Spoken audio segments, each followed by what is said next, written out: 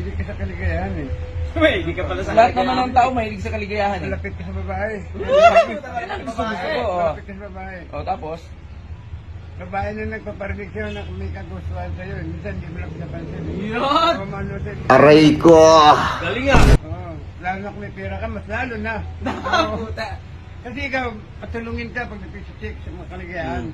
Pag sa tropa, Ano ka, wag lang sa chicks. tropa makunat ka.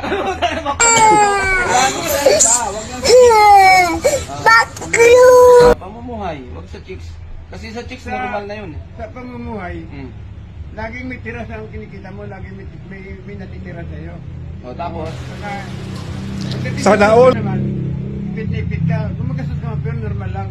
Normal lang ang sarili mo, pangkaibigan lang. Laging may tira. Oo.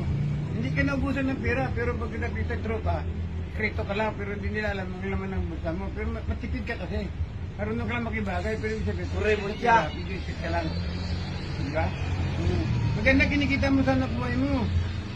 Eh wala akong hanap buhay eh. Wala ka na hanap buhay, pero Wala. mayroon ka konting business, so may trabaho ka na pinakikitaan. Pwede ba wala ka hanap buhay? Mas wala ka May hanap trabaho buhay. ako, wala akong hanap buhay. Oh. Aray ko! Hanap buhay pa rin yung trabaho. Ay, Hanap buhay pala pa yun, rin yan. puta. Oo, hanap buhay pa rin yan. Tagalog lang hanap buhay eh. Yun pala yun.